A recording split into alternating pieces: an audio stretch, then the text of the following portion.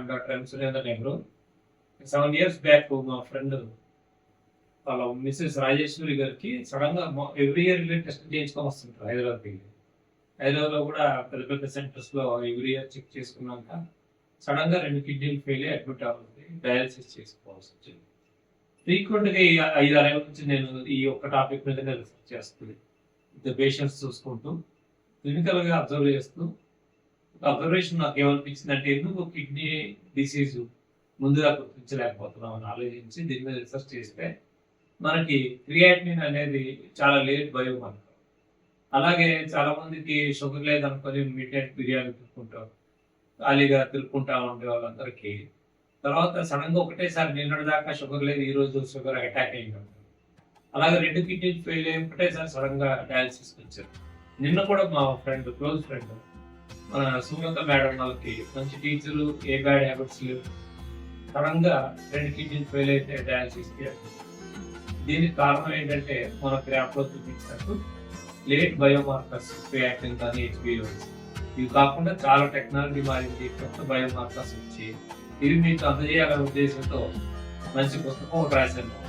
Why kidneys are not silent in India. Kidney చెప్తున్న ఎక్కడ మనం వింటాం అనే ఉద్దేశంతో పుస్తకం రాశాను. మీరు ఆ పుస్తకం చదివి నాకు ఫీడ్బ్యాక్ ఇచ్చి ఇది ఇంత ప్రోత్సహిస్తే ఇంకా ముందు మంచి ఇన్ఫర్మేషన్. భారతదేశంలో ప్రాబ్లం ఏంటంటే 99% అన్ని రాంగ్ వీడియోలు, రాంగ్ ఇన్ఫర్మేషన్ బొంబాడు సాఫ్ట్వేర్ మీడియా వచ్చాక ఎవరు పడితే వాళ్ళు అన్ని రాంగ్ ఇన్ఫర్మేషన్. నిజంగా ప్రజలకు అవసరమైన ఇన్ఫర్మేషన్ అంతకంటే దీనివల్ల ఏమైందంటే కిడ్నీ డ్యామేజ్ అయ్యేది కూడా చాలా మంది తెలియట్లేదు. తెలుసుకున్నా అటు తెలుసుకున్న ఇన్ఫర్మేషన్ లేకపోకుండా నేను డాక్టర్ ఎం సురేందర్ నెహ్రూ ఖచ్చితంగా మీరు పుస్తకం చదివి రివ్యూ రాసి నాకు ఫీడ్బ్యాక్ ఇస్తాను. ఇట్లు doctor M Surender Nehru. Thank you. నా నంబర్ 06639.